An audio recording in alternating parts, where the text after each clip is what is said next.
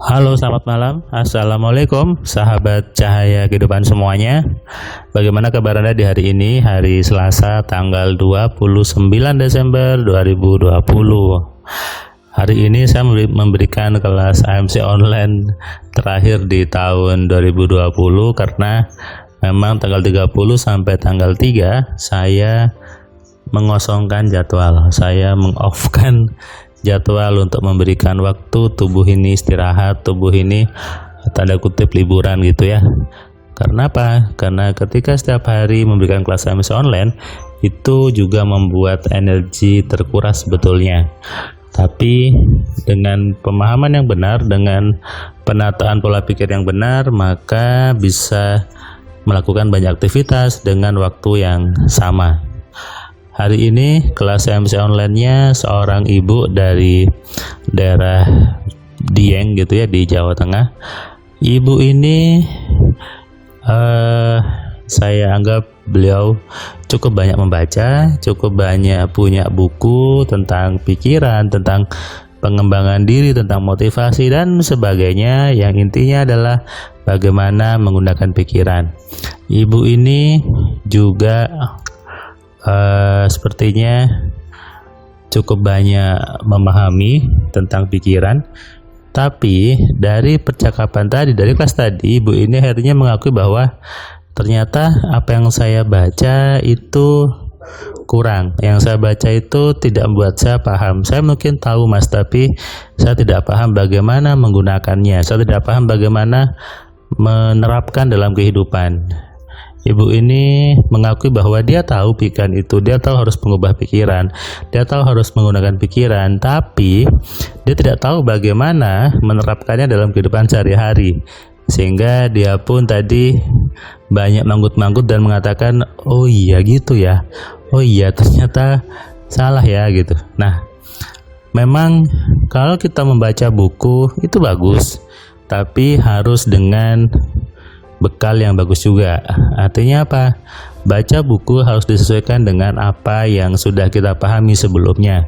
Kalau Anda baca buku yang isinya tentang pikiran bawah sadar, kemudian apalagi ya kesadaran, kemudian pemrograman pikiran, tapi Anda sama sekali tidak tahu apa itu pikiran, bagaimana menggunakannya, nantinya apa?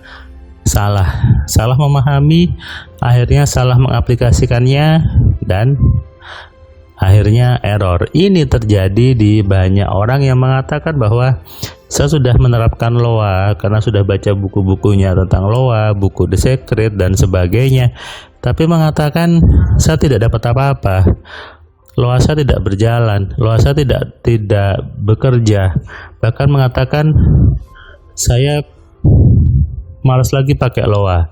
Saya tidak lagi menggunakan hukum law of attraction gitu ya. Dan saya sudah meninggalkan LOA itu sejak lama. Ini hari yang muncul gitu ya. Dan merasa dia sudah baca buku tapi mempraktekkan ternyata tidak berjalan. Nah, di sini harus kita berani mengakui bahwa yang salah bukan bukunya, yang salah bukan materinya, tapi yang salah adalah Anda kurang memahami itu, dan jadinya Anda juga salah dalam mengaplikasikannya. Ini bahaya. Anda pernah dengar kan bahwa ada banyak orang di luar sana yang katanya dia sibuk belajar ilmu kemudian gila. Banyak kan? Iya, kalau Anda mungkin pernah dengar di sekitar Anda gitu ya. Dia gila kena ngilmu gitu ya. Dia gila kena belajar ilmu yang aneh-aneh. Akhirnya gila, stres, dan jadi kacau hidupnya. Saya pernah bertemu orang seperti ini. Jadi dia merasa ilmunya benar, dia merasa ilmunya itu bagus karena dia sudah baca kitab apalah gitu ya. Dia pernah mimpi ketemu si guru itu, dia pernah bertapa di pinggir sungai dan sebagainya. Kemudian dia mengatakan bahwa ilmu dia jauh lebih tinggi daripada ilmu saya. Saya hanya bisa tersenyum ketika bertemu orang seperti itu. Kenapa? Tingkat ukuran tingginya ilmu seseorang adalah lihat dari kualitas hidupnya. Kenapa? Yang namanya ilmu itu pasti adalah sebuah cara untuk kita dalam menjalani kehidupan. Artinya ketika mengaku ilmunya itu bagus, harusnya hidupnya bagus. Tapi kalau mengaku ilmunya bagus tapi hidupnya tidak bagus, maka ada yang salah sama ilmunya. Dan itu harus siap dikoreksi, harus siap untuk disalahkan. Celakanya banyak orang tidak siap disalahkan, tidak siap dikoreksi, padahal hidupnya salah, padahal hidupnya itu kacau gitu ya. Hidupnya itu tidak nyaman, tapi menganggap bahwa kehidupannya itu sudah nasibnya, sudah takdirnya. Nah, ini juga akhirnya jadi penghambat gitu ya untuk orang mau berubah.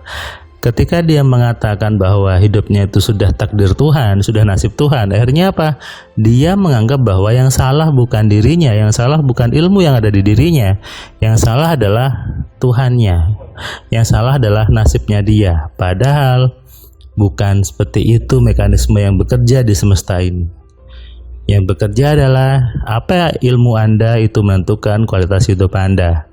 Kalau ilmunya bagus, ilmunya benar, maka hidup Anda juga benar. Tapi kalau ilmunya salah, maka hidup Anda juga salah. Maka sibuklah untuk melihat pemahaman-pemahaman Anda. Pemahaman Anda itulah yang menentukan kehidupan Anda. Pemahaman tempatnya di kepala Anda. Jadi isi kepala Anda menentukan apa yang terjadi di hidup Anda sebetulnya. Ketika hidup Anda susah, hidup Anda tidak bekerja, hidup Anda uangnya sedikit, itu yang salah adalah ilmu dalam pikiran Anda.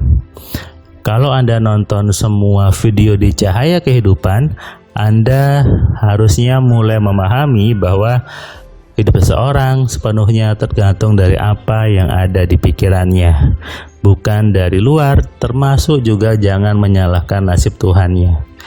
Pentingnya membaca buku, belajar ilmu, harus ada orang, harus ada teman yang menjelaskan, harus ada tanda kutip mentor yang menjelaskan. Ini benar sebetulnya, tapi ingat, jangan salah pilih mentor, jangan salah pilih orang yang mengajarkan. Kenapa?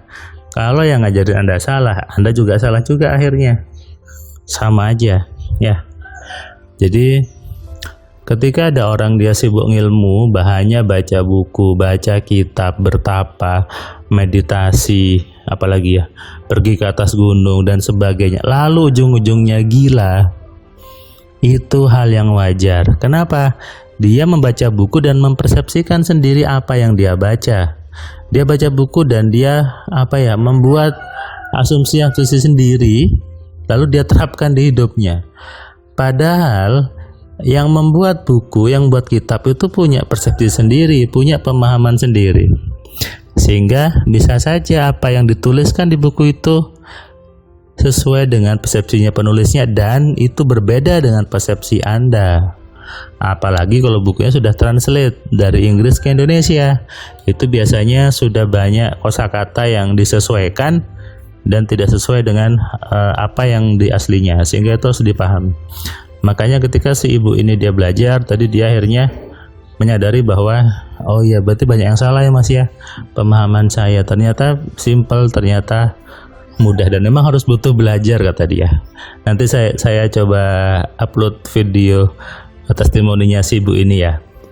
Nah, itulah kenapa saya buat TMC, karena banyak orang di luar sana mengaku tahu pikiran, tahu ilmu pikiran, bahkan sering men-share bahwa hidup itu pikiran, mengubah pikiran, tapi dia tidak paham bagaimana menerapkan dalam kehidupannya.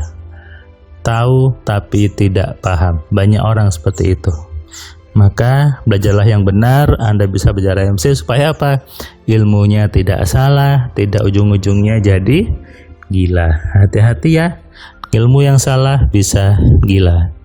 Selamat malam, selamat istirahat. Salam dari saya, Firman Pratama. Assalamualaikum.